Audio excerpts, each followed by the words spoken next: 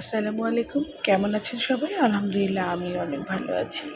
আজকে আমি vegetable mushroom রান্না করেছি আর সেটাই কিন্তু আপনাদের সঙ্গে শেয়ার করলাম। তো ১ম এ আমি মাশরুমগুলা খুব ভালো করে কেটে নিচ্ছি।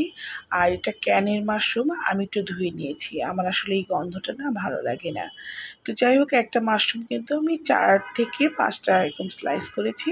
এটা আসলে যার যা ইচ্ছে মতো কাটতে পারে।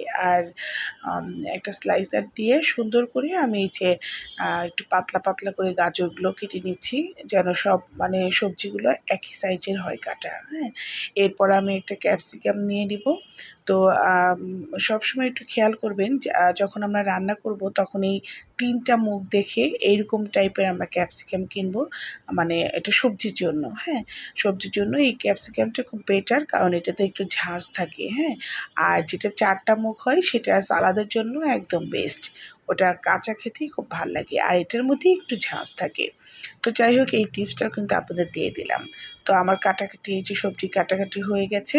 আর এখন আমি পেঁয়াজটাও বেশ মানে পাতা করি নাই, একটু মানে ছোট, ছোট করেই করেছি।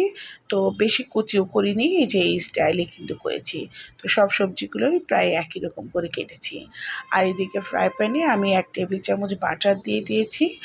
আর বাটারটা গলে গেলেই এর ভিতরে আমি মাশরুমগুলো খুব ভালো করে আগে একটু মানে ২ মিনিট ভেজে নেব। হ্যাঁ? মানে মাশরুমের যেই মানে গন্ধটা, এই গন্ধটা আসলে চলে যাবে। তো যাই হোক আমার ভাজাভুজি কাজটা হয়ে গেল। একে, একে আমি এখন সব সবজিগুলো দিয়ে দিচ্ছি। এখানে ১ম এ গাজরটা দিয়ে দিয়েছি।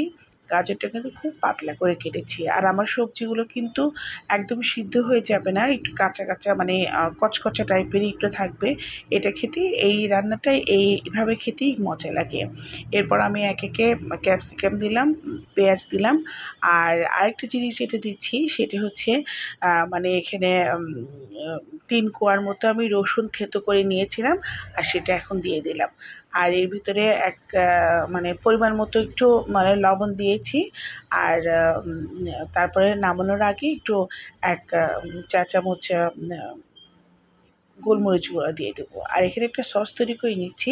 এখানে ১ চা চামচ চিনি আর ২ চা চামচ সয়া সস, ১ চা চামচ ভিনেগার আর ১ চা চামচ টমেটো সস, হ্যাঁ? দিয়ে খুব ভালো করে গুলিয়ে একটা সস তৈরি করে নিলাম।